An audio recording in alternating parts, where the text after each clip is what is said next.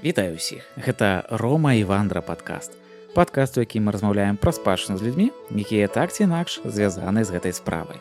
Да сённяшняга дня не выходзіў ніводны эпізод пра Пінск. Я сам паходжу з Пінска, таму мяне гэта пытанне трошкі так хвалявала. Быў выпуск пра Луізу Бойт і яе падарожжа, яшчэ пра музей беларускага Палесся, але гэта ўсё не ў залік, бо фокус там быў крышку на іншым. Вырашылася, што трэба гэта выправіць. Таму сёння ў госці завітаў гісторык, выкладчык Масарыкавага універсітэта і даследчык палескай спадчыны Андрэй Калаур. Андрэй паходзіць уласна з Пінска, а знаёмы мы яшчэ з ім са школьных гадоў. Ад гэтага атрымаўся, можа, такі крыху нестандартны эпізод, і ўжо падсумоўваючы ў канцы, Андрэй яго апісаў як інтэлектуальная размова пра Пінск. Хаця выраз мне аддае чымсьці такім акадэмічным, але сапраўды гэта добра апісвае эпізод, гэта была размова. Тэма, вакол якой мы размаўляем, гэта даследаванасць Пінска. Размаўляем мы пра спадчыну горада, крыху выходзячы за яго межы. Там будзе і Парэча, і Лунін будзе, там будуць ваколічныя вёскі, але ўсё адно вяртаемся да пытання даследавання горада і што з гэтым рабіць. Атрымалася клёвая якасная размова, таму веру, што гэтыя 1,5 гадзіны праляцяць для вас хуценька і вы атрымаеце задавальненне. Перад тым, як пачаць, нагадаю пра падтрымку праекта. Гэта тое, што дае матывацыю ствараць і рабіць карыснае для вас. Баймі кофе, Patreon, Boosty, усе спасылкі будуць у апісанні. Ну а мы будзем пачынаць, таму сядайце больш зручна і вандруем. Цяжка паміж генерацыямі, вось ты даходзіш там да 18 да какога пачатку 19 стагоддзя, ты яшчэ прасочваеш, што вось гэта там прадзед, а потым ужо ўсё, уже я не магу. Уже потым ты проста тэарэтычна можаш скласці, што вось Калауров там было 5 у 16 стагоддзі, потым іх стала яшчэ больш, хто яны былі, але да якой галіны я прыналежу, цяжка, складана сказаць. Вядома, дзе ядро было. Сам Калаур жыў у Пінску, дарэчы, такі самы як бы знакаміты ў 16 стагоддзі, які не напісана, што ён быў настаўнічы, але ён выконваў абавязкі настаўнічага. Ён прадае зямлю і кажа, што вось я прадаю частку сваіх валаданняў зямлі, але я буду далей выконваць абавязкі па будове мастоў, захаванне дарог і гэтак далей. І з маімі людзьмі буду выконваць гэтыя абавязкі, то бок настаўнічы, так бы вось. І я калі чытаў пісцовую кніжку, я бачу, жыве каля брамы. Чувак, я дакладна магу сказаць, дзе жыў Калаур, які амаль самы першы ў крыніцах. Гэта каля Бонэсфорцы, вось прыкладна там. Гэта ён жыве, ён і яшчэ яго братец. То бок яны жылі дваём, і ў іх там вельмі маленькі кавалак зямлі быў, дарэчы. Але ў іх яшчэ была зямля за Пінскам. За службу ім далі землю ў Нечатава, і іншыя там в Уйвічах, вось, напрыклад. Прикольна, што я нашоў яго у пісцовай кнізе. Калі там думаў пра Пінск, прыйшоў да думкі, што быццам бы людзей шмат, быццам бы і хапа людзей, якія штосьці ведаюць, а асабліва такога, ці то праекта, ці то нейкіх мэтанакіраваных даследаванняў, якія яшчэ былі бы такія структураваныя, і каб гэта ўсё, было для масавай публікі, так мовіць, гэтага ўсяго няма. Але тым не менш Пінск узгадваецца. Часта візуальныя тэксты, збольшага візуальныя матэрыялы, яны фігуруюць. І вось мне закралася такая думка, што з аднаго боку ёсць пра што казаць і што даследаваць, а з іншага боку усе, так мовіць, папсовыя гэтыя фотаматэрыялы, яны быццам бы паслабляюць, не тое, што паслабляюць, а, мабыць, тармазяць некае жаданне, не жаданне людзей, а ўвогуле гэты працэс даследаванняў. Быццам бы, вось, ёсць і так, што паказаць. Вось, ёсць шэраг здымкаў Луізы Бойт, Плыткевіч з планеты Беларусь заўсёды прамоўціць Хвагіну і яе бясконцыя кнігі з аднымі тымі ж выявамі. І карцей, усё быццам бы вароціцца вакол нечага, што стаіць на месцы. І вось мне такое пытанне, у цябе ёсць некае такое адчуванне? Ці я занадта крытычны да Пінска? Я вось думаю, мы можам пайсці шляхам усхвалення, то бок мы з табой абодва з Пінска, і казаць, як у нас всього шмат, як гэта прыгожа, класна, а можам пайсці ў праблематыку. І вось ты зараз узгадаў Бойт, Ну, гэта быў класны праект, які пачынаўся, мне падаецца, з Зміцера Кіселя і Эдуарда Злобіна. Яны дамовіліся з мясцовай уладай, з амерыканскай амбасадай і вось папулярызавалі, зрабілі альбом, потым яго перавыдалі. Але я калі гляджу на гэты альбом, мне адразу прыгадваецца кніга Эдварда Саіда «Арыенталізм». Дзякую выкладчыку Красуліну, калі ён будзе слухаць, параіў мне калісьці гэту кнігу. То бок, я гляджу, і там сяляне ў лапцях, не ведаю, там Кудрічы, Пінкавічы вельмі такія архаічныя. У той час, калі ў нас ёсць, напрыклад, фотаздымкі нашай Зофі Хам'янтоўскай, жанчыны з Пінска, і гэта зусім іншае Палессе, зусім іншы Пінск. Ён розны.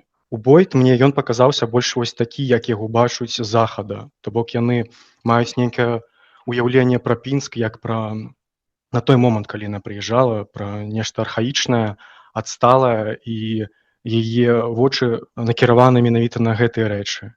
Я да гэтага хачу дадаць, што я так цягам часу чытаю всякія розныя часопісы з іншых краін, якія архіваваны. І вось калі займаўся Магдаліна Радзівіл і чытаў часопісы 20-30-х гадоў, і мне там трапляўся Пінск, там нічога добрага пра Пінск не сустракалася. Там, напрыклад, пісалі пра маньяка пінскага, і назвалі пінскі вампір, бо быў там дюссельдорфскі вампір, які забіваў людзей, а потым іх калол і сыходзіла кроў з іх. Потым яны пісалі пра пажар вялікі, які адбыўся ў 21 годзе. Дарэчы, пасля гэтага з Пінска перанеслі цэнтр ваяводства ў Брэст. І вось вот так яны пішуць пра Пінск, калі гэта нешта адбываецца, ну, ведаеш, вельмі аднабока. То бок гэта не пра разнастайнасць. І Бойт для мяне таксама, а яна не пра разнастайнасць. Зофія Хам'янтоўская гэта іншая, і яе альбомы я хацеў набыць, але яны вельмі хутка распрадаюцца. Падаецца, зараз выдалі 2. Там ёсць 3-томнік, есть яшчэ адзін альбом. Яны іх толькі можна знайсці на аўкцыёне і за вялікія грошы. І ў яе Пінск розны, піншчына розная. Яна і сялянская, яна і шляхецкая, у яе там і аўтамабілі, і павозкі, і як яны займаюцца паляваннем, як яны ходзяць на рыбалку, купаюцца. Вось такі быт, які мне больш пасуе, які я ўспрымаю, што не ўсё так аднабока, не ўсё так арыентальна, як гэта бачылі на захадзе. Таму класна, што такі праект быў пра Бойт, але я б яе не раіў як фотографку, якая прэзентуе Пінск міжваенны.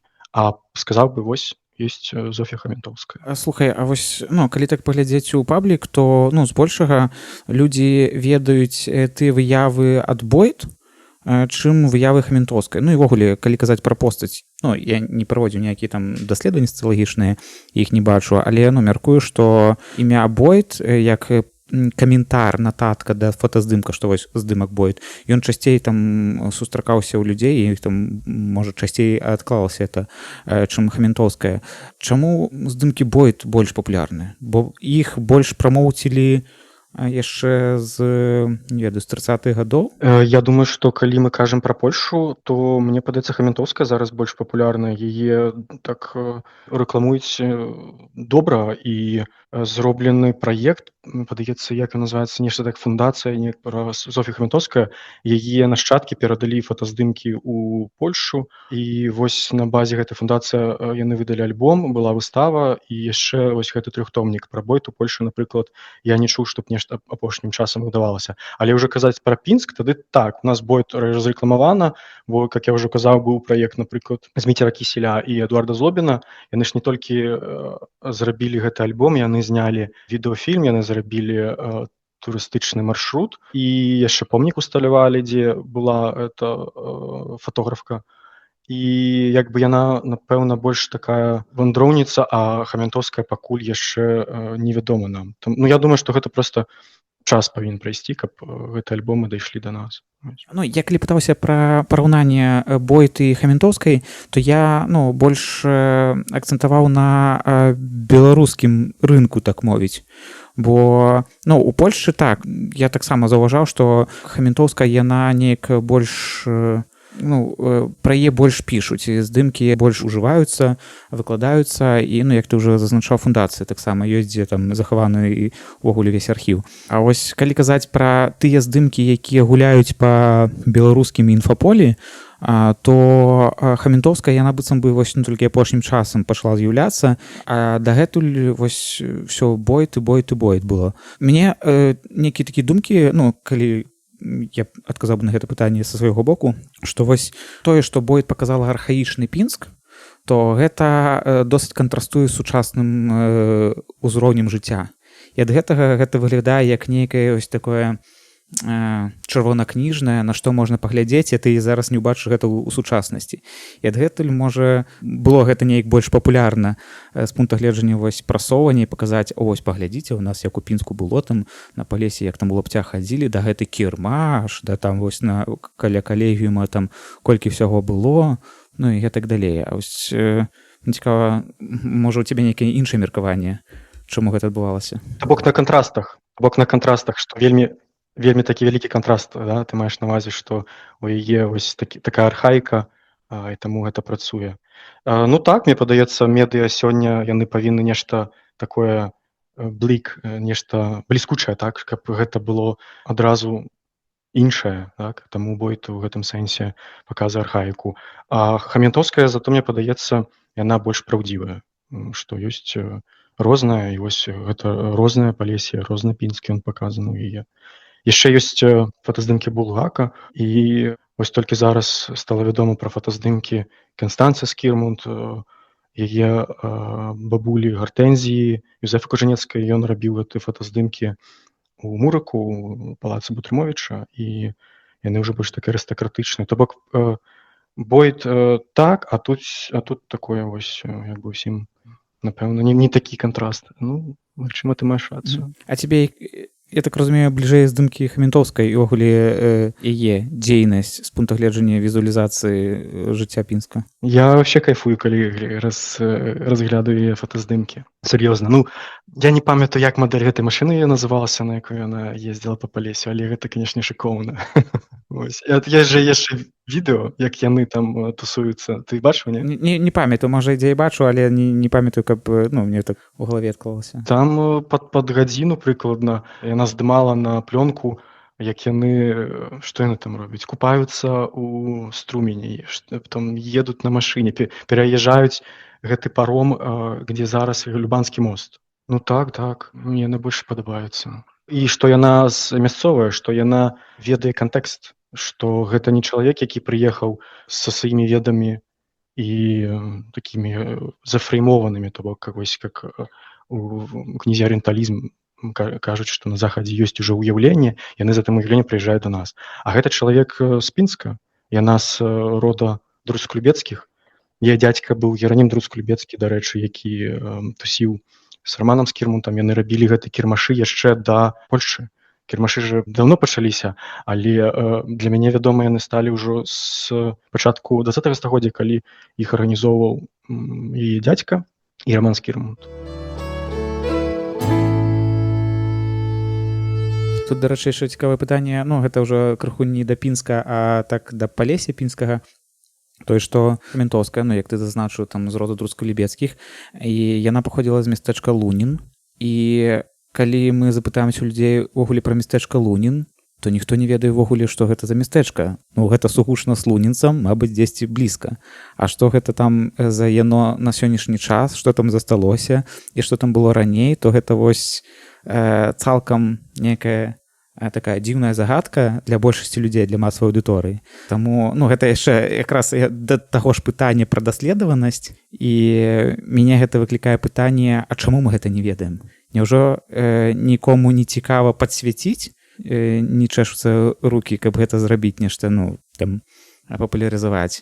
І адказу не маю.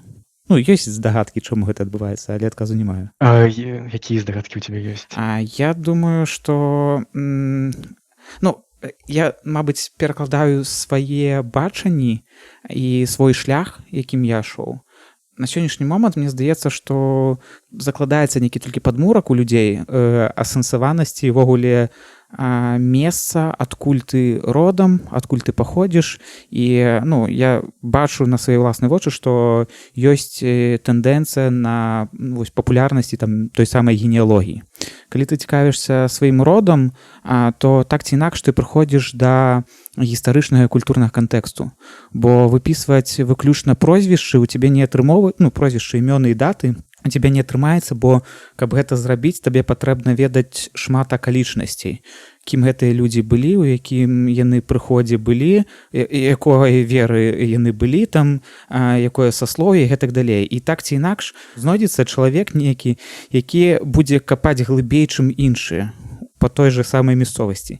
І тым самым у гэтага чалавека, мабыць, з'явіцца некая думка і інтарэс да больш агульнага пытання, чым сям'я. Такім шляхам я шоў. І так з'яўляўся праект «Шведскі край». І вось у меня думка, што гэта наўпрост яшчэ не пасталела масавая аўдыторыя з пункта гледжання візіі лакальнай гісторыі. Это першы момант. А другі момант, гэта такія здагадкі ўжо там узроўня, не ведаю, супер такія ўжо не папулярныя, тое, што каб прасоўваць нешта пра мястэчка Лунін, патрэбна рабіць шмат працы. Гэта першае. Каб з'явілася матывацыя працаваць, патрэбна, каб гэтая праца твая, яна неяк спажывалася і на яе рэагавалі. Каб на яе рэагавалі, на твою працу, людзі мусіць ведаць, што гэта нешта каштоўнае, у іх мусіць быць інтарэс да гэтага, мусяць быць веды, пра што ідзе гаворка. І гэта ўвогуле пытанне нейкай такой адукацыі, і гэтага, мабыць, не хапае у пэўнай ступені менавіта пра лакальнае.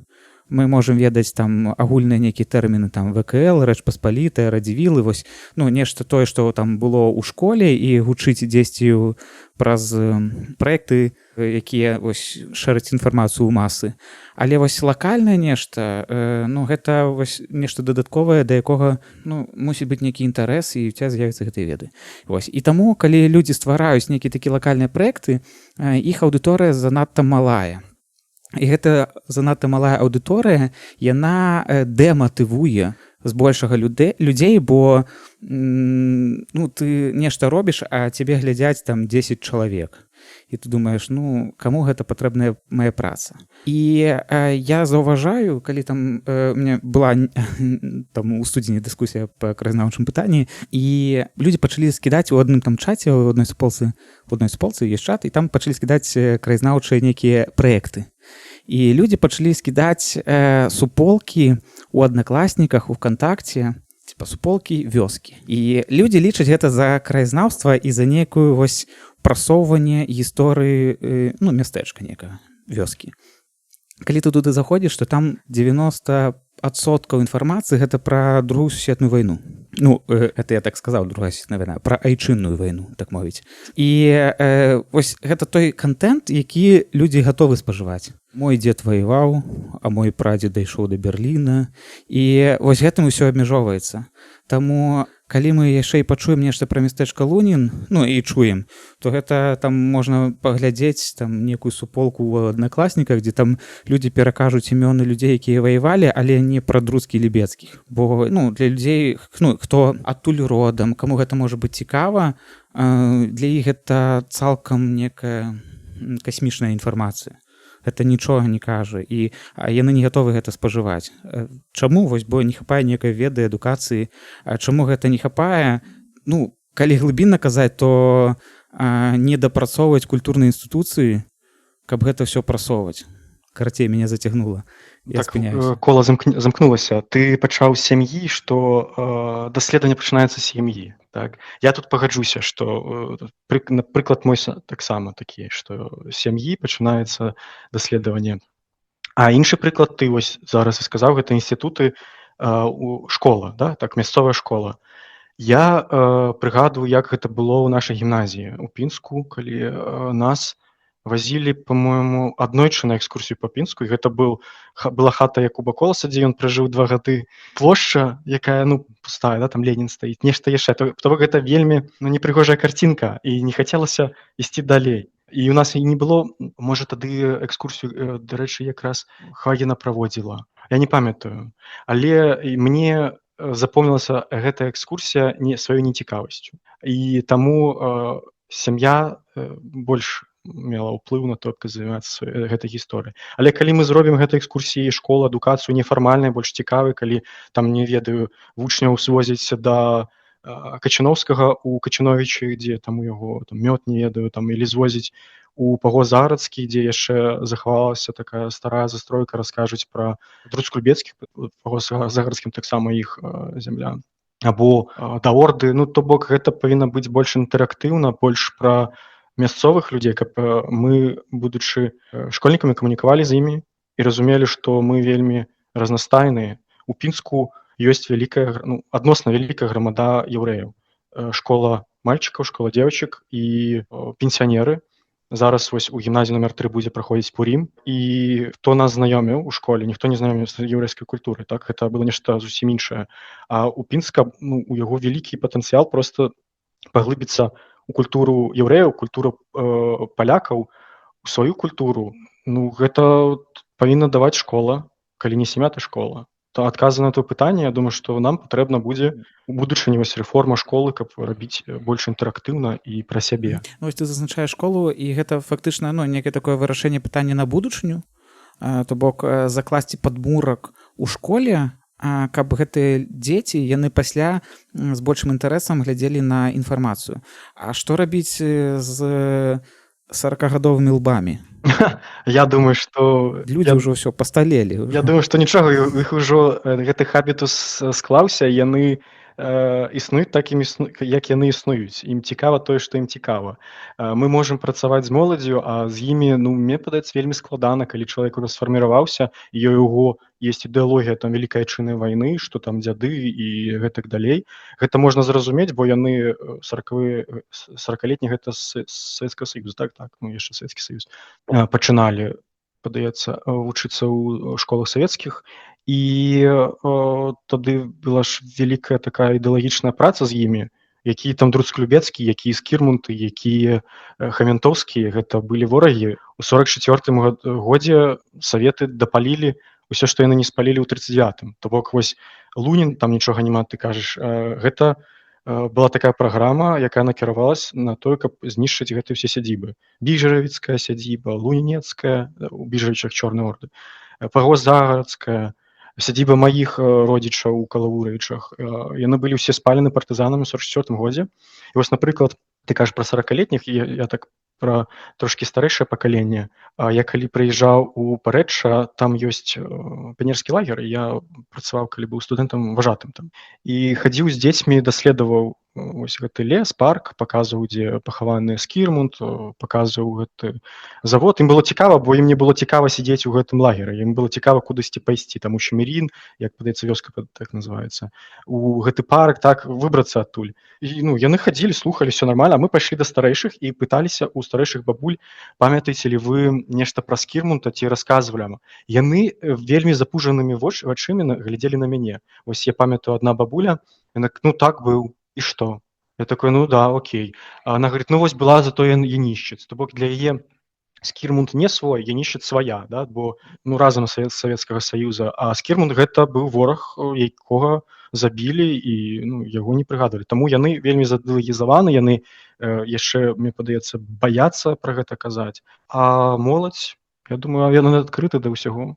Я не ведаю, хто будзе слухаць, але каму гэта цікава. У меня ёсць думка о тым, што вось у нас, напрыклад, на Палескам піша кніжкі Дзекавіцкі, Вольга Полка, зараз выйшла кніжка Касцюк «Дубовы яблычкі», так, там таксама на там больш столінскі говор. Але ў нас няма ніякіх фондаў, няма ніякіх людзей, які бы плацілі за тое, што яны робяць. Мы не можам абраць, напрыклад, лепшую кніжку, не можам заплаціць за нейкі праект грошы, і вось калі ёсць зацікаўленыя людзі, гатовыя скінуцца грашыма ў фонд, які хутчэй за ўсё павінна быць арганізаваны знакамітымі людзьмі, а ўжо там выканаўчыя функцыі нехта павінен іншы выконваць. Але вось я, напрыклад, гатовы частку сваіх грошаў плаціць у такі фонд, які потым бы плаціў там лепшай публікацыі на Палескам, там, лепшаму падкасту пра піншчыну, вось такое. Я думаю, што гэтая справа, ну, мае сэнс, і нам неплохо было б скінуцца. Ось. Я гатовы. Калі хто захоча, звяртайцеся. А як думаеш, спадзявацца на цяперашнюю ўлады, каб напісаць ім у гарвыканкам ёсць ідэя, давайте зробім, каб заснаваўся нейкі фонд падтрымаць увогуле лакальную культуру і гісторыю? Ці ёсць шансы, што гэта падтрымаецца? Я думаю, што цяпер не час для гэтага, бо я думаю, што людзі будуць баяцца супрацоўнічаць, напрыклад, са мной, да, чалавекам, які сядзіць за мяжой, не прыязджае ў Беларусь, і гэта можа быць так з падазрэннямі ўспрынята. Таму я кажу пра людзей, які тут у нас ёсць за мяжой, і менавіта тое, што яны робяць. Можа, ты ведаеш, яшчэ ёсць вёска, якая знаходзіцца ў заходняй Польшчы. Гэта нашчадкі тых пальчукоў, якія перасяліліся яшчэ ў 44-м годзе. Вось яны таксама публікуюць нешта, у них ёсць там кніжкі, ёсць падручнік па палескай мове, свой фэст ёсць. Я менавіта кажу вось пра нас тут, пра піншчыну. Прыклад вось цяпер я тебе скажу. Я напісаў у пінскую дыяцэзію, у кляштары францысканцаў ёсць фрэскі. Фрэскі прыкладна 18 стагоддзя.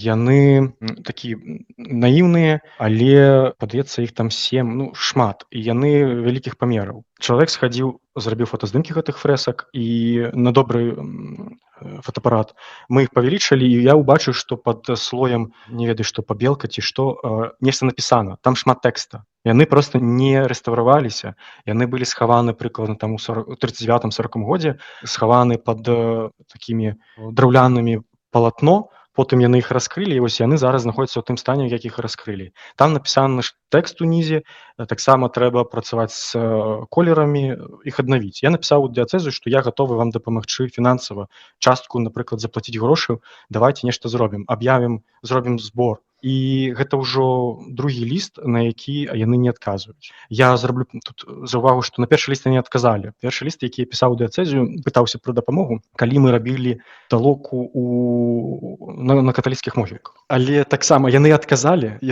на першы, гэта было класна, але дапамогі ніякай не аказалі. Мы тады рабілі талоку на каталіцкіх могілках, вуліцы Спакойнай. Зараз я пісаў наконт гэтых фрэсак. Адказу ніякага няма. І я не ўпэўнены, што ён калісьці прыйдзе. Я думаю, што проста людзі зараз баяцца мець справы з людзьмі, якія знаходзяцца за мяжой. І яшчэ не час, вось ты кажаш, каб звярнуцца да гарвыканкама і такі фонд з імі разам зрабіць. Я думаю, што пакуль не час. Нам тут свой класна было б зрабіць, а з цягам часу і туды перайсці. Ты вось казаў пра пінскую дыяцэзію, пра фрэскі, і гэта ўсё па сутнасці пра твае ўласныя даследаванні, якія робяцца за мяжы. Хтосьці можа падумаць і думае, я ўпэўнены, што нічога нельга зрабіць, калі ты не ў кантэксце. Бо патрэбна там на ўласныя вочы пабачыць, з кімсьці паразмаўляць там гэтак далей. Але тым не менш, некая справа робіцца, і фактычна гэта пацверджанне таго, што гэта рабіць можна. І ты досыць нядаўна пісаў пра бібліятэку, якая была вывезена ў усходні бок, так мовіць. Можаш увогуле падзяліцца гісторыяй гэтай? Чаму увогуле цябе зацікавіла гэта пытанне? Я здзіўлены, што яны мне адказалі. Гэта, канешне, было, ведаеш, проста такой, дай-ка напішу. Не, там была прадгісторыя, зразумела, але я быў вельмі здзіўлены, што мне адказалі. Можа, генерацыя змянілася. Я размаўляў з чалавекам, які абараніў недаўна доктарскую, ён прыкладна нашага з табой узросту і няма досведу там савецкага, таму, можа, ён быў такі адкрыты і шчыры і падзяліўся зусім. Пачалося гэта з публікацыі у, падаецца, каталіцкам выданні, вэб-сайце пра гэту бібліятэку. І там беларускі гісторык напісала пра дакументы, перапіскі Мінска з Масквой наконт гэтай бібліятэкі. Па гэтым дакументам бачна, што павінны былі вярнуць. Але адбылася вайна, а потым расфарміраваўся музей, куды гэтыя ўсе кніжкі звезлі. І гэтым ніхто нічым гэтым не занімаўся. Я вельмі хутка зразумеў прыкладна, у якім музеі яны могуць знаходзіцца, бо гэтыя фонды былі перададзены ў музей рэлігіі. Зараз ён у Санкт-Петербургу. А пытанне было, ці пацвердзяць яны гэта, і ці не расфармавана гэта калекцыя па іншым, ведаеш, іншым музеям, раскідана па ўсёй Расіі, потым збірай. Яны вельмі хутка адказалі, адказала сакратарка музея спачатку, што мы будзем разглядаць ваш зварот. Я, канешне, так яшчэ яго зрабіў, так афіцыйна, такой мовай вельмі афіцыйнай. І падпісаўся як чалец айком. Гэта савет музейшчыкаў сусветны.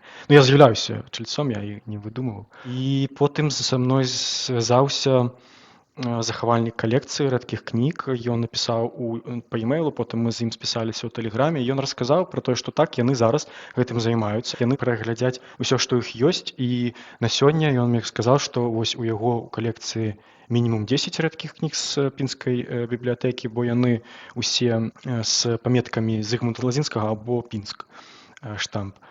А ў рукапісях ён сказаў прыкладна 40, нешта так, і яшчэ ў фондах бібліятэкі кнігі. То бок гэта вялікая колькасць, і бачна, што такой касцяк гэтай калекцыі ён у іх ёсць. А зараз я чакаю адказу па спісу рукапісаў. Мне цікава, якія там рукапісы, і ці ёсць, напрыклад, там рукапіс 1396 года. Гэта фундуш францішканскага манастыра, кляштара, які даў Зігізмунд Кістутавіч, падаецца, на заснаванне гэтага кляштара. Чаму гэта цікава? Мы гэтую тэму абмяркоўвалі ў перапісцы з Александром Грушай. У нас з ім была спрэчка, я трохі адыйду ад тэмы францішканскай бібліятэкі. У нас з ім была спрэчка, як называўся касцёл у Пінску. А ён кажа, што ён з самага пачатку быў касцёлам у Небаўзяцці, святой Дзевы Марыі. А я кажу, што ёсць у крыніцах, што пра яго пісалі як касцёл святой Ганны. Ну вось у крыніцах 16 стагоддзя у рэвізіі ці іншых, я не памятаю, як дакладна называлася, там напісана касцёл святой Ганны. А ён кажа, не можа быць, вось ёсць такі фундуш Кістутавіча, там адразу пазначана. І зараз выходзіць, што апошняе даследаванне гэтага фундуша, ну не апошняе, скажем так, у 1920 годзе гэтым фундушам, калі ён быў у Пінску, займаўся польскі архівіст.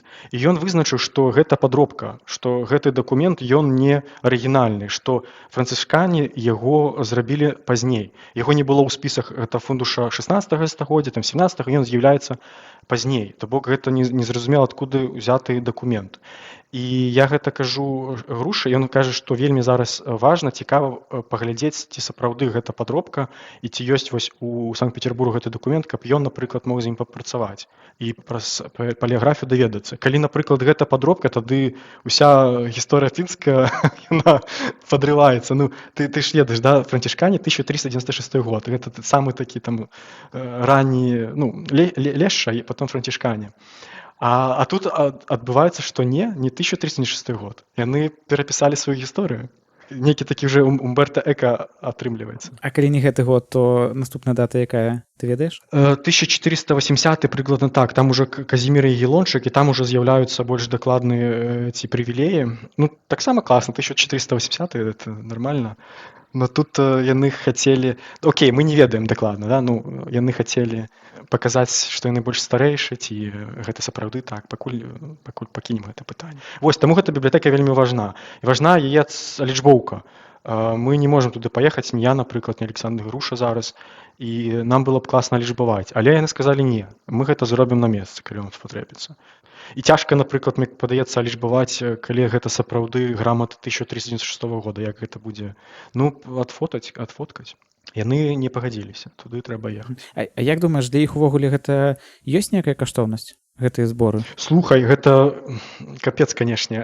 Яны недавно, я маю на ўвазе расіяне, апублікавалі зборнік, ну, вось, ведаеш, метрыка, яна апублікавалася цягам расійскай імперыі у асобных кніжках. То бок метрыка Вялікага князя Літоўскага, часткова там попісы войска літоўскага, іншыя дакументы, там граматы Бонасфорца і гэтак далей. Яны апублікаваліся. Зараз яны перавыдалі такую кніжку, яны яе абазначылі як, зараз прыгадаю, прыкладна так гучыць, дакументы па гісторыі заходняй Расіі. А гэта яны апублікавалі граматы Бонасфорца. Яны напісалі дакументы па гісторыі заходняй Расіі. Я думаю, што для іх гэта, канешне, важныя дакументы. Калі яны яшчэ так гэта нашу краіну так разглядаюць, вось, важныя. Але я думаў на той, ці можам мы вярнуць гэта калісьці. З пункту гледжання юрыдычнага, я думаю, што шансы добрыя, бо ёсць перапіска, ёсць факт таго, што яны вывезлі без дазволу улады з Менску, яны не маглі гэта зрабіць. Гэта ўжо 40-ы год, гэта ўжо пасля сходу ў Беластоку, калі заходняя Беларусь аб'ядналася з усходняй, ўжо гэта тэрыторыя Беларусі, БССР, трэба быў нейкі дазвол, гэтага не было, яны проста увезлі. Ёсць Марголін быў такі пісьменнік, ён таксама працаваў з гэтай бібліятэкай, ён напісваў, як гэта ўсё адбывалася, то бок сведчанні людзей таго часу. Я думаю, што шансы добрыя, але таксама пакуль не час, там, у іх вайна, у нас свае пытанні. Таму, седзячы тут за мяжой, мы можам прынамсі збіраць такую мапу, дзе што знаходзіцца, які кантэкст у гэтага ўсяго. Улічваючы, што з Пінска было шмат чаго вывезена, таму даследаванне за мяжой, яно, на мой пункт гледжання, нават больш спрыяе даследаванню Пінску, чым седзячы ў Пінску, не маючы шэнген-візу, напрыклад. Людзям з Беларусі вельмі яе складана атрымаць, а мы тут можам адносна спакойна паехаць у іншы архіў, папрацаваць там і знайсці нешта каштоўнае. Напрыклад, мы з табой размаўлялі пра візуал пінскі, да, што это Бойд. І я заўсёды задаваўся пытаннем, а што з мастацтвам пра Пінск, так? Што мы ведаем? Ты памятаеш што-небудзь з галерэі пінскай? Якія там карціны? Ну, Айвазоўскі заўсёды ганарацца тым, што ў нас ёсць Айвазоўскі і Шышкін, здаецца, некая адна карціна. Ну і ўсё. Ну, гэта для мяне гэта ўвесь музей беларускага Палесся, гэта драўляны ровар, карціна Айвазоўскага і выстава «Драгацэнныя камні і диназавры». Камяні, так. Гэта камяні, канешне, клас. А музей, карціна галерэя, там, ну, сапраўды Айвазоўскі адразу ж заходзіш слева. І там ёсць нешта з беларускага мастацтва. Партрэты магнацкія, пару партрэтаў жанчыны, не памятаю, каго дакладна, там невядомы мастак. А так, для мяне было пытанне, ўсё? Это ўсё, што ў нас ёсць? Я ведаю, што яшчэ у запасніках ёсць, напрыклад, заяц. Гэта яго гравюра пінска, яны ёсць у музеі беларускага Палесся. Ёсць Хелена Скірмунд, так? Гэта таксама графіка. Што ў іх ёсць яшчэ? Я думаю, што Орда павінен дзе-то там быць. І ўсё. І тут, седзячы, напрыклад, за мяжой, я хожу па-першае, вэб-сайты, па-іншае, гэта дома аўкцыёнаў, якія збіраюць мастацтва. І атрымоўваецца, што па Пінску я не бачу канца і краю вось гэтага мастацтва. Пра Пінск, пра піншчыну вельмі шмат. Зараз была выстава Хельмонцкага. Так, ты хадзіў? Так. Ён быў у Варшаве ці не быў? Хадзіў. Ну і там насамрэч, яны ўвогуле тое, што робіць нарадовы, як яны экспануюць, робяць выставы, я ў захапленні. Ну, там цікава. Там сапраўды цікава. Гэту выставу рабіла 3 музеі. Гэта яны сабралі Хельмонцкага з Кракава, падаецца, з Познані і з Варшавы. То бок гэта такая усенацыянальная выстава. А там Палесся, там ёсць Палесся. Цікава проста, што яны, канешне, карціны з Палесся не ўключылі ў каталог. Я купіў каталог, і там няма. Там 2 каталога вялікі, я не кажу пра вялікі, кажу пра такія звычайныя. Вось там няма Палесся, яны нешта не ўключылі. Але на выставе яно было. І ты калі ідзеш далей, там, напрыклад, па мастакам, вось з апошніх это Юзеф Панкевіч, да, які быў у Дубае. Ну так, тут, канешне, не пра Пінск дакладна, пра Дубае. Ён намаляваў яго, тое, што вось у мяне пост быў зроблены, і яшчэ зрабіў оціск, гравюра гэтай капліцы ў Дубае. Ну вось, напрыклад, Тукан Вольскі, гэта мастак з Пінска. Ён стаў вядомы ўжо ў Польшчы, і я вось набыў яго карціну, яны зараз знаходзяцца, вялікая яго калекцыя ў Жэшуве. І яны скупілі у нашчадкаў гэтай карціны, іх прадаюць. Вось я так паціхонечку нешта, адну пакуль купіў, збіраюся яшчэ адну ўзяць. Пра якія там цэны ідзе гаворка? Ну, Тукан Вольскі гэта, канешне, не Хельмонцкі. Хельмонцкага ты купіш ад 20 000 еўра, карціна такая сярэдняя, я думаю. А тут гэта, там 600 еўра, да, нешта вось так, около 600 еўра.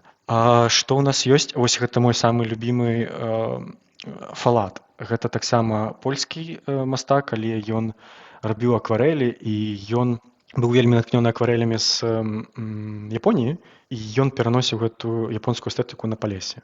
Я прям вау. Я бачыў яго працы у... Там не толькі акварэль, там яшчэ і алей, вялікія карціны. У Познані, падаецца. Гэта круты мастак, таксама вельмі шмат каштуе. Артур Іліас, такі мастак, ён з... Гэта ўжо Пінск, дакладна Пінск. Я памятаю, што ты дзесьці атрыгаваў на карціну дзе ён намаляваў яўрэяў у сінагозе, у цэнтральнай нашай вялікай сінагогі. Ён намаляваў, як яны моляцца. Ёсць фотаздымкі з гэтай сінагогі, але каб там былі людзі, такога няма. А ён намаляваў карціну. І добрая якасць. Ён прыехаў у Пінск, калі ён быў акупаваны немцамі, і замалёваў яго. Быт, фронт, вось ёсць касцёл святога Станіслава ў яго. Вось, напрыклад, зараз, што мне цікава, і я хачу знайсці, мне хутка гэта трэба, бо не церпіцца, гэта карціны, ну окей, не карціны.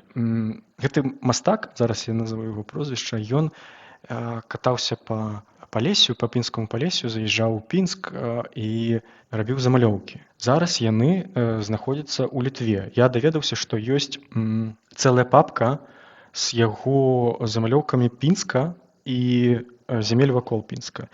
Гэта Канут Русецкі. І у яго ёсць карціна «Сялянка». Яна лічыцца такой, ну, як бы нацыянальны гонар літоўскага мастацтва. Канут Русецкі, ён рабіў свае карціны пад уплывам эстэтыкі італьянскага рэнесанса. То бок гэта мастак эпохі рамантызма, але ў яго такая эстэтыка рэнесансная. Нешта наіўнае, але гэта эстэтычна прыгожа. Вось паглядзі яго «Сялянку», падаецца, называецца «Ліцвінка» або «Сялянка». Вось, што самае цікавае, ён намаляваў гэту сялянку пад ганцавічамі. То бок гэта не Літва этнічная, да, гэта Літва літоўскага Русь, как гэта казаў Орда, напрыклад, гэта піншчына. Пад ганцавічамі ў полі ён яе знайшоў, замаляваў, а потым ужо у сваім атэлье ён ее дамаляваў у алеем.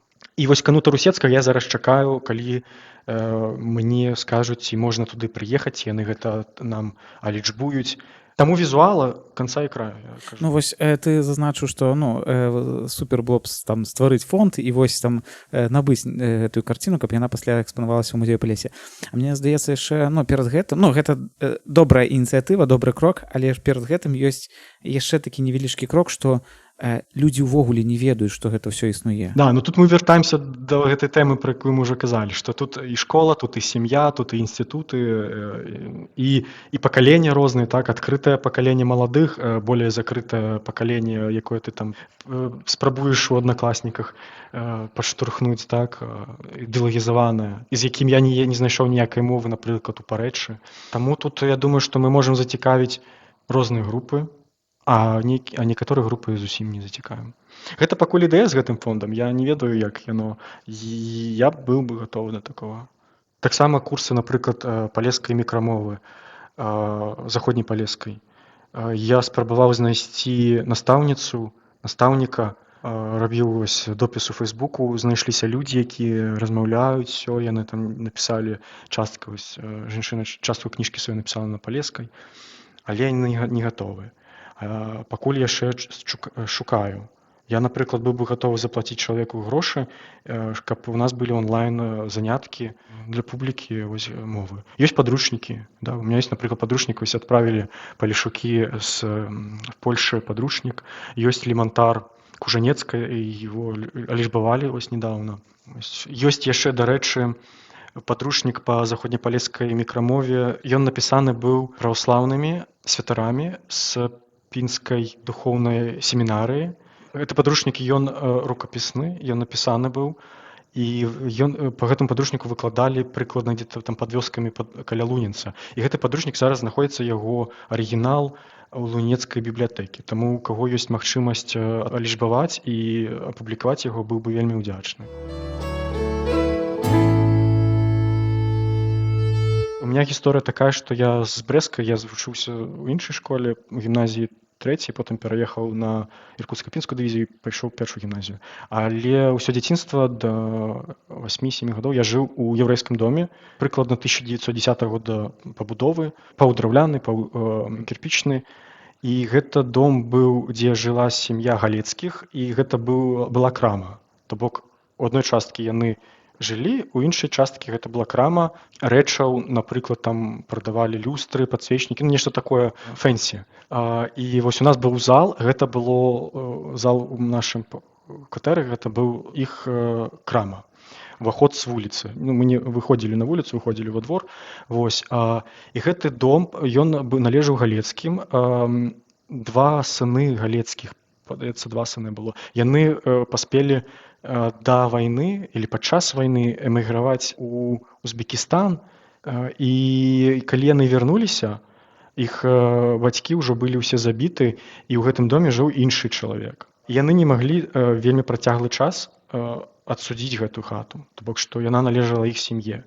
І так атрымалася, я ўжо не буду казаць пра гэту містычную гісторыю, нам расказвалі, як яны, ладно, давай раскажу, раз уже містычная, што уладальніку гэтаму дому галецкаму, які прыехаў вось з не эміграцыі, гэта, ну, ён эвакуацыя, пардон, да, эвакуацыю ехаў, што яму прыснілася, што дакументы на гэты дом знаходзяцца на даху. Ты залазіш на паддашша, і там знаходзіш гэтыя дакументы. Ён туды залез, і ён знайшоў дакументы. І ён гэты дом адсудзіў, і вярнуў яго сябе. І вось потым у яго нашчадка мы частку гэтага дома выкупілі і жылі. Іншая частка належала сям'і Ліберман, цёця Цыля, гэта таксама былі яўрэі, і вось яна нас пазнакоміла з яўрэйскай культурай. Яна вадзіла мяне малога, нашу маму, тату на ўсе гэты святы, сестру таксама. Гэта Песах, Пурімы, гэта вся гэты стравы яўрэйскія, там рыба. Ты ведаеш гэту рыбу, заліўная рыба, якая вось у нас пінску робяць, щуку бяруць, шупака, і туды ўнутр закідваюць, перакручваюць садавіну. А блінчыкі з ліверам. Гэта таксама пінская ежа? Не, для мяне пінская культура гэта не. Я цалкам вясковы чалавек, і для мяне пінска гэта ўвогуле... Ну, я не магу сябе назваць так дакладна, што я пінчук, і для мяне пінская культура, яна досыць такая, як вось гарадская, і я толькі там часткова з яе. Таму я шмат чаго не ведаю ў гэтым плане. Ну, я вярнуся да гэтай тэмы пра пінчукоў, бо я з табой... І тут я зноўку з табой не пагаджуся пра пінчукоў. Окей. А пра стравы, да? Вось... Это ж пінскія стравы, я думаю, што я вельмі сумую па ім, бо ніхто тут іх, я сам іх не прыгатую, іх умее гатаваць моя мама, навучыла цёця Цыля яе гатаваць. Вось гэта дакладна былі маца заўсёды, гэта дакладна ты ведаў.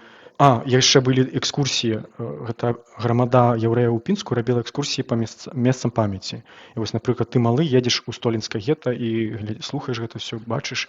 Таму гэта было вау, я таму хацеў бы бачыць гэта ў школах, каб нас знаёмілі з гэтым.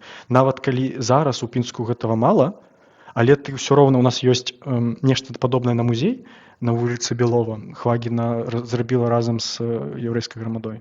І потым, калі ось я паехаў, напрыклад, у Ізраіль, для мяне ізраільская культура такая, окей, усё зразумела, акрамя клімата. То бок там спёка, да, там іншая частка зямлі, але астатняе ўсё зразумела. Святы, як яны камунікуюць паміж сабой, што там для іх там сцяна плача, ось гэта ўсё азначае, як у сінагогу заходзіць. У нас у Пінску ж яна да сённяшняга дня дзейнічае, нават две. Гэта, я думаю, класная штука для адукацыі.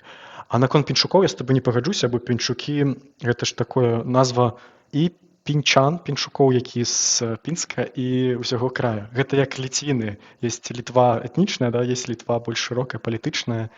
Я думаю, што пінчукі гэта... У меня тата з Калавураіч, я лічу, што гэта пінчукі. І мы все звязаны з Пінскам як адно цела. Раней так дакладна. Я згоден. Я чаму ўжываю, што там я не пінчук, там я вясковай культуры, бо проста мяне вясковая культура, якая не блізка да Пінска. Гэта бліжэй да Лунецкага Ганг-Савецкага раёна, вось туды на памежжы, таму выкруціўся. Так адцягваешся, да? Іншыя, там ёсць эти цэнтры прыцягнення ў вас, окей. Там трошки, напэўна, іншая мова, да? Так, і якраз сёння зрабіў там сторонку асобную па гаворцы Чувіцкага края, там перапрацаваў дыялекталагічны атлас, зрабіў там аналіз сувязяў паміж вёсак, там вызначыць ядро гаворкі. Карацей, якраз займаўся гэтай тэмой вось апошнія так 2 тыдні. Таму, так. Наконт пінчукоў, калі вяртацца, я, згодзін.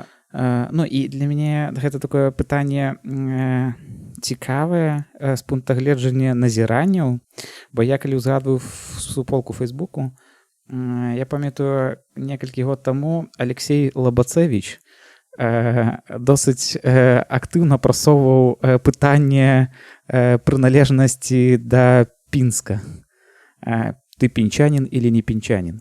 Вось. І таму гэта вось таксама такая цікавая тэма. Ну і хто можа сябе лічыць пінчуком. І калі зараз водзяць экскурсіі, там ходзяць па Пінску, выходзяць на пачатак вуліцы Леніна і стаіць гэты помнік, па-першае, я з Пінска.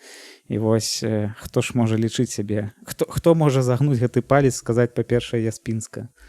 Той, у каго 3 пакаленні з Пінска, ці той, у каго бацькі прыехалі з Калавруіч? Ну, я думаю, что там этот помнік, ну, дарэчы, ён мне вообще ніяк не падабаецца, ну окей, ну ён дакладна не пінчук, не пінчанін пінчук, ось так скажем. Это чалавек прыехаў з вёскі, можа, на кірмаш, я не ведаю. Алла Бацэйч гэта вообще класны чел таксама, такі правакатар, але ведаеш, который задае пытанне і на которые трэба шукаць адказы. У яго вельмі цікавая гісторыя. Вось дакладна гэта ўжо такі як бы карэнны пінчук і гарадскі. І, напрыклад, мне было цікава даведацца, што пінчане, ну я не ведаю, давай мы як-неяк разгранічым, каб у нас было разуменне. Я буду казаць, пінчане гэта гарадскія пінчукі, а пінчукі гэта ўжо людзі з наваколля. Вось пінчане, у іх было традыцыя, напрыклад, казарезаў. Ці чуў ты нешта пра казарезаў? Так называлі раней пінчан, бо яны займаліся і разводзілі коз, іх рэзалі, каб рабіць шкуры і ўжо там, не ведаю, там, што яны, адзенне некае рабілі. Вось. Таму казарэзы гэта вось іх з тым, чым яны займаліся.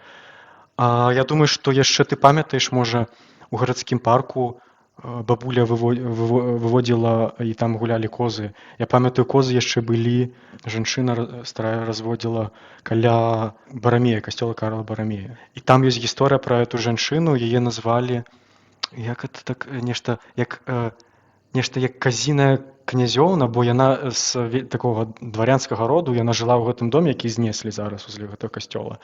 А калі яна памерла, гэта гісторыю, мне падаецца, расказвалі ў палескім музеі, у яе не было нашчадкаў, ведалі, што яна разводзіла коз, ці Злобін расказваў, карацей, не важна ў гэтай. Яна разводзіла коз, але калі яна памерла, не было нашчадкаў, да яе прыйшлі дамой, і там срэбра, золата, там крышталь, яна была, ну, як бы мела сур'ёзны фонд музейны, і гэта ўсё адышло ім.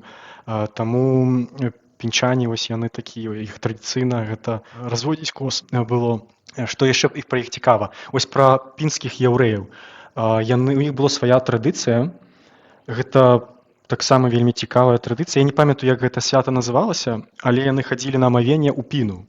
То бок цэнтралізована артадоксы ці хасіды, тут таксама я не ўзгадаю, хто ў накірунку, бо ў нас былі і тыя, але яны цэнтралізавана шлі на піну каля калегіума і рабілі амавенне ў рацэ Піня.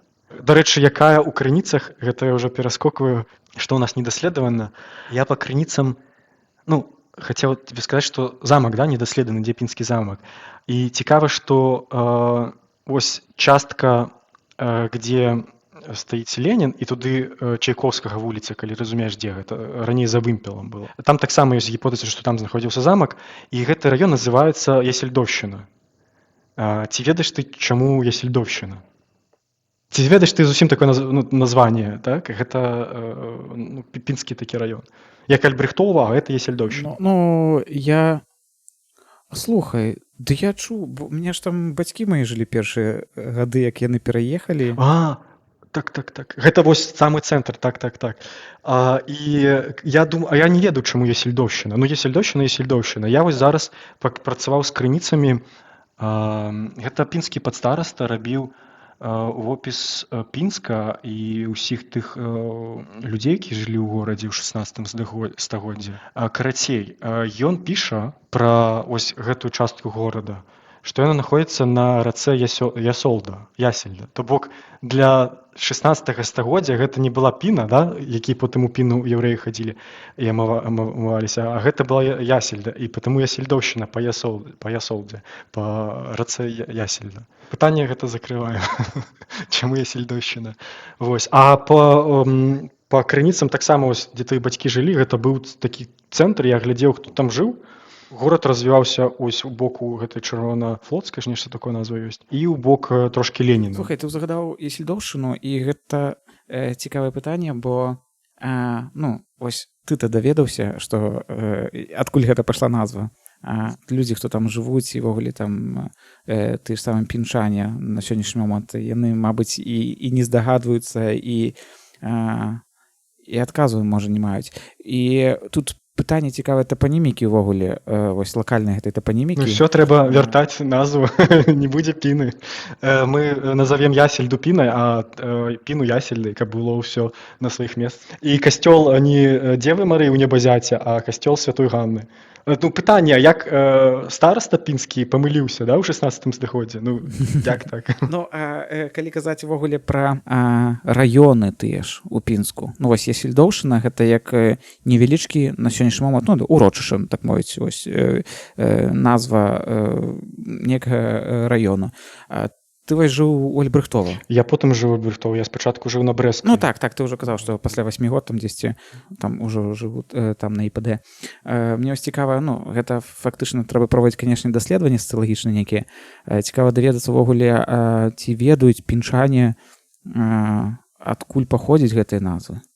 Бо гэта таксама якраз гэта частка гісторыі горада. Бо Альбрэхтова, ну вось Лугі. Ну, Лугі. А што там было? Ці там Беляўшчына?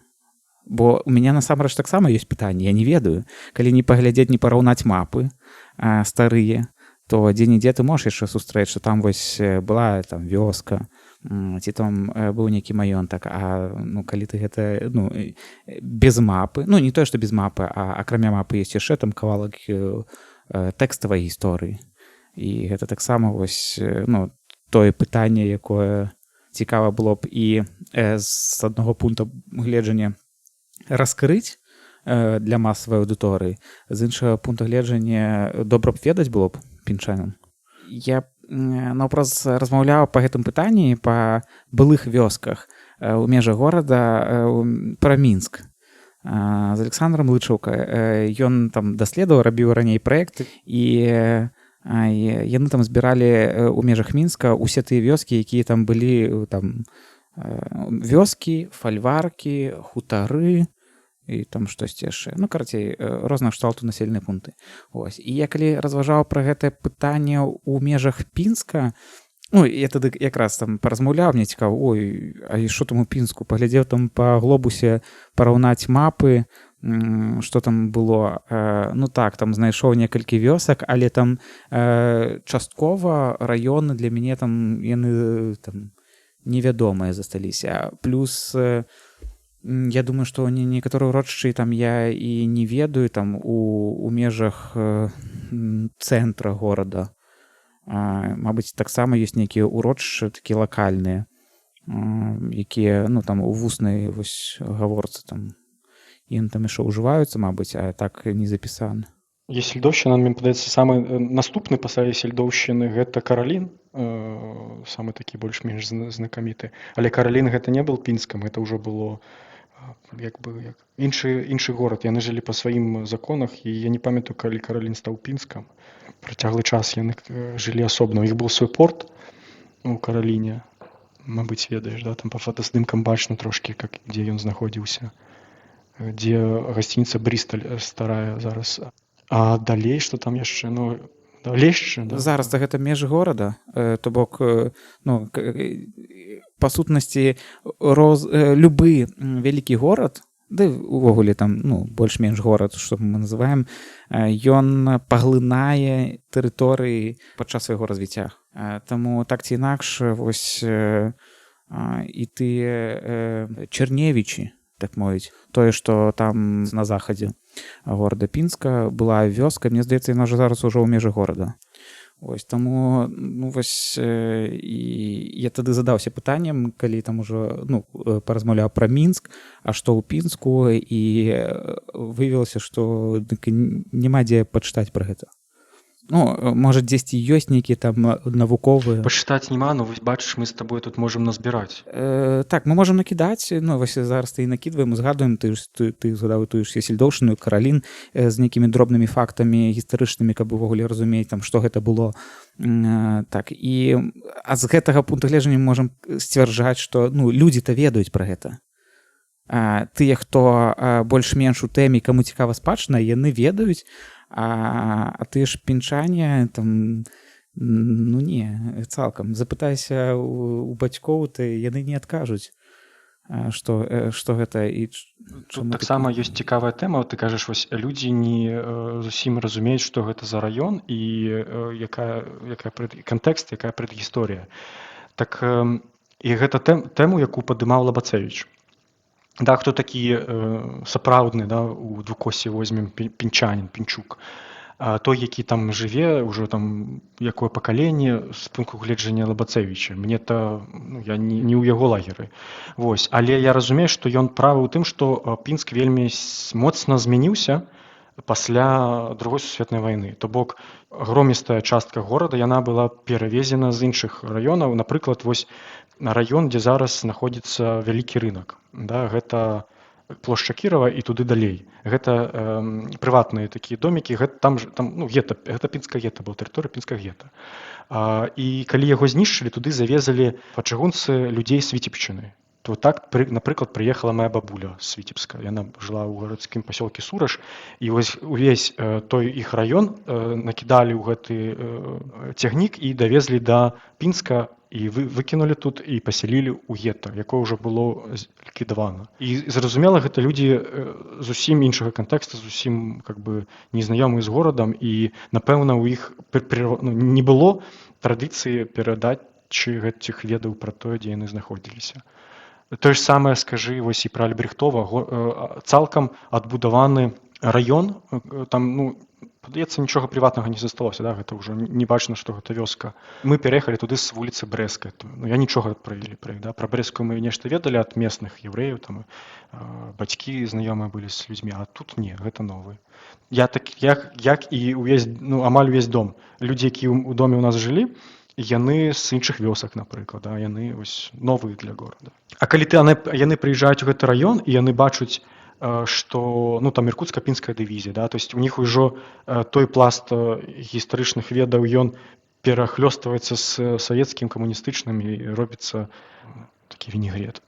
Адно Альбрехтова класна, што яны не знезалі сядзібу скірмунтаў і пакінулі завод скірмунтаў. Вось это як ён называўся, я ўжо не памятаю. Зараз там банкетны зал. Гэта забудова 19 стагоддзя, а сядзіба, яны толькі надбудавалі, падаецца, мансарду, сядзіба, которая находіцца каля валны стадыёна. Зараз там гасцініца, вось яны пакінулі. Але там няма ніякіх знакаў, што гэта гасцініца скірмунтаў. Экскурсаводы пра гэта расказваюць, але няма візуальна дачапіцца, што вось тут оно то было.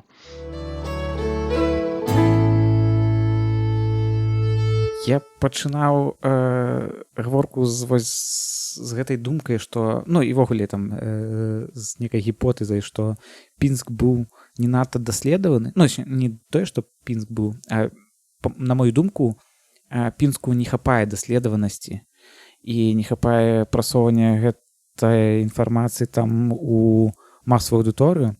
Але падчас размовы ты там і спасылаўся, і што і габрэйскую спадчыну вось тыя даследавалі, і тут нешта ёсць нейкая інфармацыя, і тут ёсць пісалі кніжкі.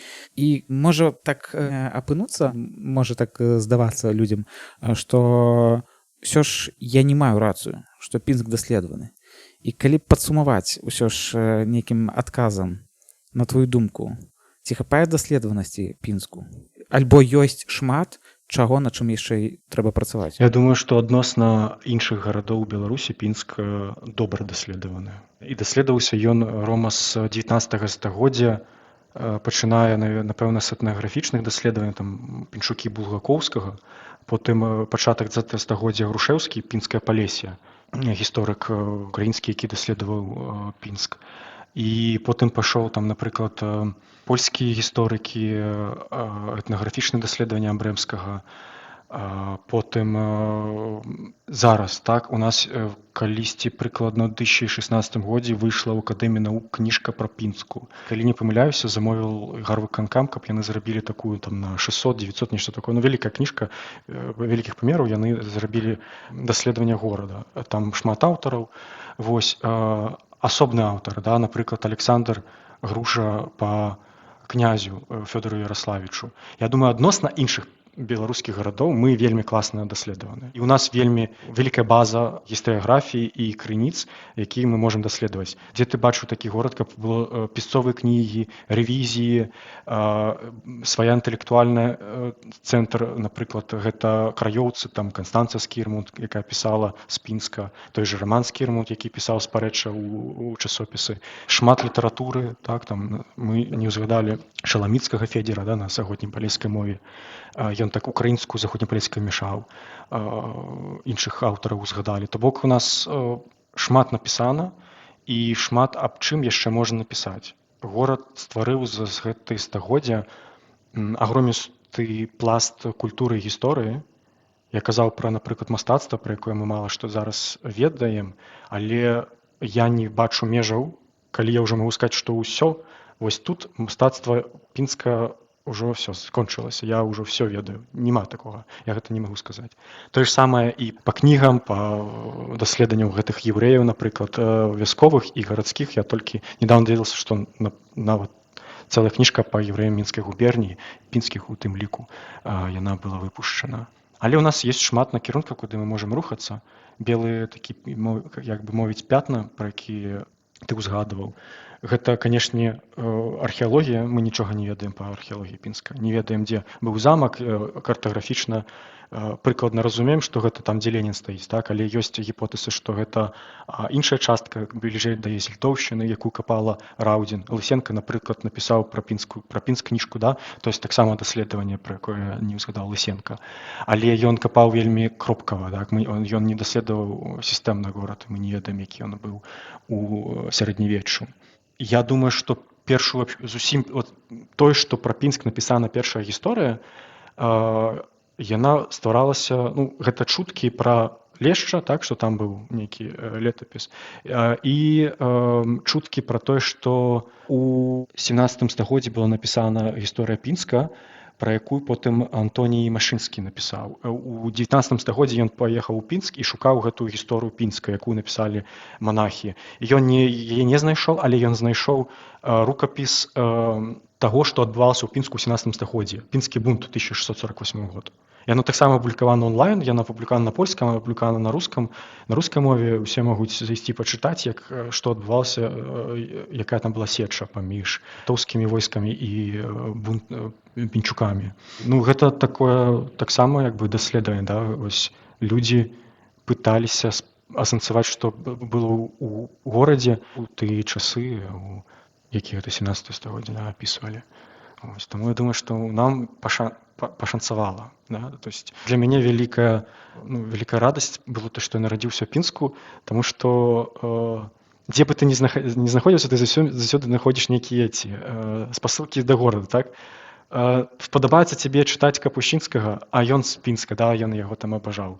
Там едзеш у Ізраіль, знаходзіш там Хайма Венцмана, які там этот Пінск узгадваў. Я быў у Іерусаліме у хостэле, і там я пазнаёміўся з чалавекам, ён з Пінска. Ну, літаратуры шмат, да, там зараз фотаздымкі і ўсё. То есть тут толькі каб час быў гэта ўсё даследаваць. Вось я хацеў запытацца якраз пра перспектывы. Ты пералічваеш там розныя крыніцы і ўсяго рознага ёсць, і там як даследаваных ужо крыніц, яшчэ ёсць тыя самыя белыя плямы.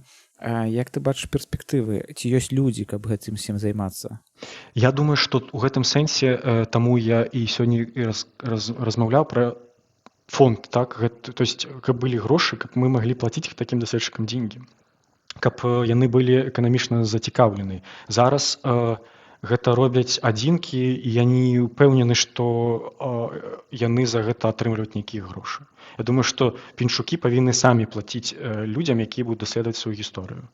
Ёсць кропкава, ну вось Александр Груша даследуе, так, напрыклад, 16 стагоддзе.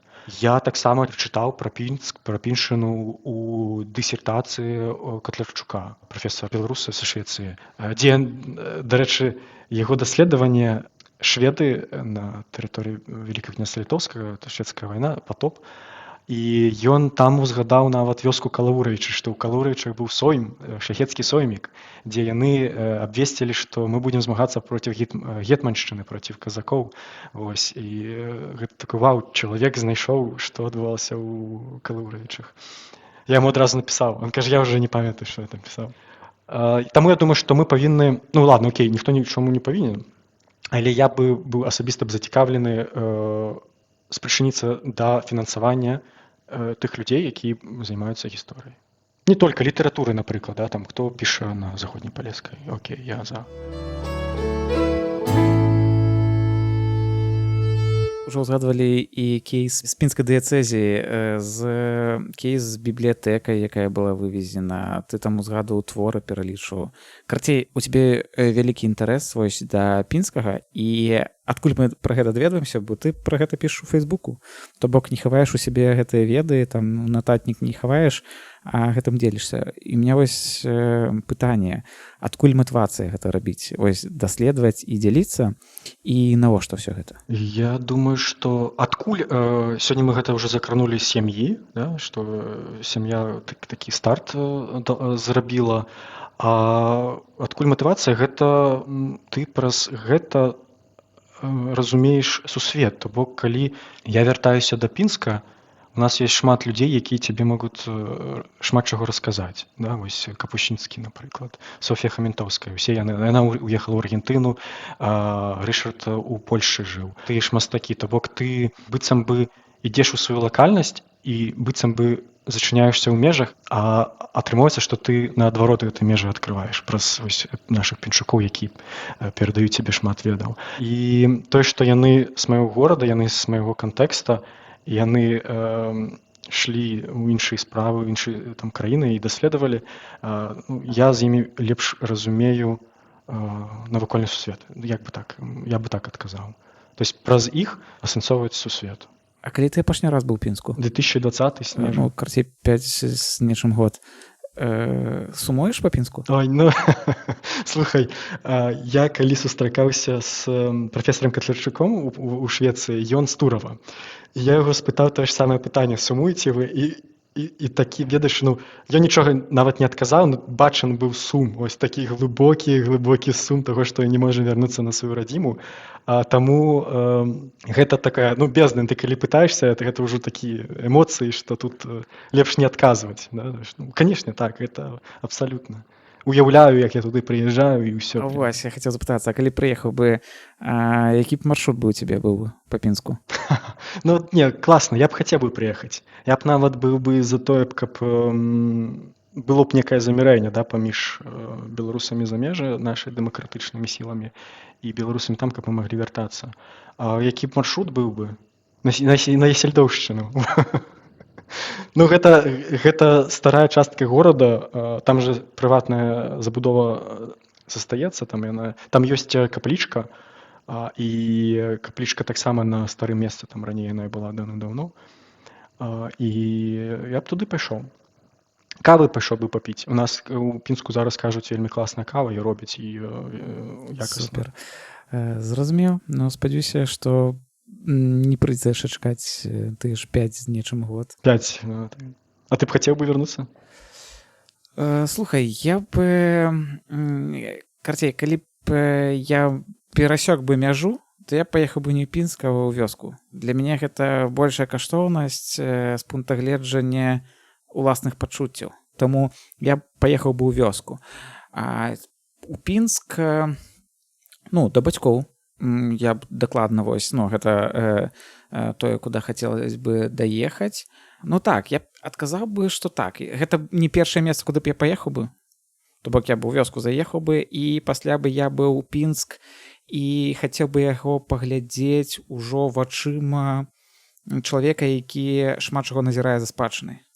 Так, раней моя візія Пінска была якая? Як школьніка, які ведае аўтобусныя маршруты і пазней, а дагэтуль ведае, як дайсці там да інтэрната, дзе мы жылі, і там у ваколіцах чыгункі. То бок гэта быў першая такая візія. І наступная была візія ўжо, калі ты вучышся ў універсітэце, і ты прыязджаеш як гарадскі хлопец у Пінск, і у цябе ёсць там пэўныя кропкі, там пайсці булачку з'есці ў Коласе і каву папіць у Зефіры, і ёсць вуліца Леніна. Ну і карацей, вось для цябе, ну там Пінск ужо як лакацыя для прыгожага. То бок ты глядзіш на прыгожае там, і як калі пераглядаю галерэю, то ў мяне, напрыклад, там ёсць некаторыя здымкі там сонечным святлом на кляштар францысканцаў. Ну то бок гэта такая была вось візія праз Таксама ёсць такі. прыгожая. А зараз ужо мне здаецца, што неяк пасталелася і хочацца паглядзець на Пінск праз невядомае нешта. Як я ўжо ўзгадваў вуліцу Агародную і ну той будынак, і мне адклалася ў галаве, што там былі лічбы, там быў гэты год, але як ён выглядаў, я вось не памятаю. А зараз, калі ты ўжо глядзіш на розныя архітэктурныя стылі, калі ты ўжо глядзіш там у той жа Польшчы, наколькі ўсё там эклектычна і як за 20 стагоддзя змянялася забудова, ты глядзіш, якія там балконы і як там арганізавана некая прастора у франтавой гэтай групе, там калоны, не калоны, там, ну і карацей, шмат вось гэтых дэталяў. Тая ж драўляная спадчына, якую згадаў, гэта тое, што імгненна збураецца, гэта ў першую чаргу, бо пластыкавыя вокны, яны ж больш зручныя і эфектыўныя з пункта гледжання захавання цепла. Таму досыць лёгка выкінуць гэтыя разныя ліштвы, якія стаялі, і паставіць пластык. Таму прайсціся па той жа забудове вось старога Пінска, так мовіць, ад чыгункі і на поўдзень, гэта і тыя ж вуліцы, дзе была, стаіць наша гімназія, гэта і у бок Альбрэхтова, мабыць, там нешта засталося яшчэ, гэта забудова, якая тая ж Ясельдоўшчына, якую ўжо ўзгадвалі, і паглядзець увогуле, а што там засталося вось з пункту гледжання драўлянага. Вось мне б такое, напрыклад, хацелася б паглядзець. І гэта некае такое сталенне, мабыць, уласнае сталенне і змяненне погляда на горад. Ужо наглядзеліся зручнага з пункта гледжання быта, як там даехаць да школы, паглядзелі прыгожае, а цяпер хочацца рухацца далей. Про драўлянае, канешне, бяда, чтобы это драўлянае неяк захаваць, бо гэта ж у іншых краінах, там на Скандынавіі гэта окей, гэта клас, топ, а ў нас няма ніякай такой праграмы, каб гэта рэстаўраваць. Хаця з іншага пункту гледжання я разумею, чаму людзі, ім окей, каб іх дом стары знеслі, яны перасяліліся. Ясельдоўшчына так, яна захоўваецца. Белявшчына же еще, ты вот сёння прыгадаў, там же падаецца тоже. Гэта вёска, так, это ўжо ж такая яна вёска, якая выйшла ў Пінск. Так, гэта была вёска, і мяне Беляўшчына, гэта наш супольны знаёмы Андрэй Хорстаў, і яго там жыла бабуля, здаецца. І вось моя адзіная моя ўзгадка, гэта, вось у Андрэя там жыла бабуля, і мы калісьці там былі. Усё. Але ж гэта сукупнасць вёсак з мноствамі хат, і там дакладна штосьці ёсць цікавае. Там, дарэчы, ёсць могілкі яўрэйскія старыя, паркавыя. Калі ідзеш на паркавую, там яшчэ, я быў там у 19-м, яшчэ засталіся, зараз я не ведаю. Мама кажа, што нічога ўжо не засталося. Але там, ты разумееш, да, пра што я кажу, да вуліцы Парка, дзе этот сабор стаіць, там дзесьці перад ім ёсць, гэта не сама Беляўшчына, побач, там ёсць старыя яўрэйскія могілкі. Таксама ніхто не ўхожана нічога. Наконт могілак тых ж самых. Гэта пытанне яшчэ было, я памятаю, мы з Дзянісам, з братам абмяркоўвалі, як абмяркоўвалі, дзеліліся думкамі, што мы не ведаем, што гэта. Калі ісці па чыгунцы ў бок Лунінца і дзесьці ўжо на ўзроўні Альбрэхтова, там каля чыгункі ёсць невялічкае пахаванне там на 10 пахаванняў каралёў. Я даже памятаю прозвішча каралі. Заўсёды гэта была загадка. О, там, дзе каралі пахаваныя.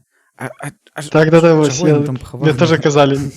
Меня надурили, как и тебе. Мне казали, там короли. Я думаю, сейчас пойду, там Сигизмунд некие, там другие. А там просто король. Ну, люди Свішевіч подаецца, или хто, ну, мясцовы. Ну, і гэта тое самае пытанне, ну, чаго б я бы хацеў бы там паблукаць па Пінску, знайсці адказ. Ну, чаго там? Там былі могліцы ці што. Ну, карцей, паразмаўляць, мабыць, там мясцовых жыхароў ўжо няма. Хаця падаецца, слухай, гэта, наверное, могілкі Альбрехтова, гэта не Вішевіч, гэта будзе вось якраз старыя могілкі Альбрехтова. Ну, мы казалі пра Альбрехтова, што яго ўжо не існуе па сутнасці, а я думаю, што гэта могілкі якраз таго старога. Ну, гэта выглядае лагічна, бо недалёка маёнтак і цікава было бы яшчэ паглядзець даследчы на горад. Ну, слухай, горад атрымоўваецца такі перанасычаны сэнсамі, не? Ну, ось пойдзеш у горад і такой, блін, сколькі гэтых пластоў сэнсаў всякіх розных. І гэта праблема, калі цябе цікавіць шмат чаго. Бо ты наўпрост дурэеш і не ведаеш, за што ўзяцца, і гэта цікава, перанасычэнне гэта таксама ніякай. Але недасычэнне гэта таксама ніякай. Калі цябе не цікавіць увогуле нічога, то трэба шукаць баланс. Спадзяюся, што хтосьці паслухае і будзе шукаць баланс і знаходзіць адказы, дзяліцца імі таксама у паблік. Такой склалася першая інтэлектуальная размова пра Пінск. Магчыма, я недакладна фармулюю тое, чаго не хапае ў інфаполе пра Пінск, аднак па маіх уяўленнях гісторыя, культура горада настолькі насычана, што дзясятак ініцыятыўных людзей не хопіць, каб рабіць праект па яе прасоўванню, каб закладаць нейкі такі падмурак для інтарэса мясцовых жыхароў ці там гасцей горада. У адукацыі і асвеце не працуе прадуктовы падыход. Там вызначаеш гіпотэзу, робіш там тэставы прадукт, пасля там тэсціш яго, калі не ідзе, мяняеш на кірунак, там перабудоўваеш ідэю, гіпотэзу. Ну, у всякім выпадку я так лічу. Па змоўчванню асвета гэта не забаўкі, там жа трэба думаць, а не чыліць, да атрымліваць асалоду. Ад гэтага інтарэс да гісторыі і культуры Пінска, як у жыхароў горада, так і ў іншых там гасцей горада, як ужо зазначаў, наўпрост ён не з'явіцца, калі не рабіць некую публічную актуальную працу. А навуковыя даследаванні яно застаюцца ў тых зборніках па канферэнцыях, ці там гістарычныя часопісы ад некай установы, ці там наўпрост у спісе на акадэміі. Ну а рабіць ёсць што. Я ўжо пасля размовы задумаўся пра існаванне вёсак, этымалогія якіх завязана на прозвішчы. Усё гэта дробная шляхта. Яна ж нейкім чынам павязана з горадам. Ну дык вось было б цудоўна, каб асобным праектам закранулась тэма гэтай дробнай шляхты, вёсак, дзе яны жылі, як выбудоўваліся стасункі з горадам і сялянамі, а як зараз сябе ўсведамляюць іх нашчадкі, наколькі дробная шляхта ваколіц адрознівалася адна ад адной. І ўсё гэта б яшчэ так заправіць сямейнымі і архіўнымі гісторыямі. Магчыма, неяк дайду і сам да гэтай тэмы, але калі хто паслухае і зробіць гэта самастойна і якасна, ну то было б топ. Ну тэм жа хапае. А яшчэ пінская гімназія, габрэйская культура горада, напрыклад, бізнесовая атмасфера горада пачатка 20-х стагоддзя і раней. Усе гэтыя славутыя здымкі з кірмашоў, гандлёвыя рады, рэстарацыі, корчмы, публічныя дамы, кавярні. Тэм хопіць на ўсіх. Патрэбна толькі прага да публічных даследаванняў ды структураваных праектаў. А там мой вобраз горада зменіцца. Ну, не адным жа айвазоўскім, там, драўляным роварам, кляштаром з арганамі канцэртамі, ці там залатым коласам адзіны горад. А як горад успрымаюць госці горада, ну, гэта тэма ўжо для асобнага эпізода падкаста, і я спадзяюся, гэты падкаст у нас здарыцца. Дзякую, што даслухалі да канца. Дзякую тым, хто падтрымлівае праект. Нагадаю, што гэта можна зрабіць праз BuyMeCoffee, Patreon, Boosty. Усе спасылкі, як заўсёды, у апісанні. Шануйце спадчыну, даследуйце яе, распавядайце пра яе іншым, ну і, канешне, вандруем!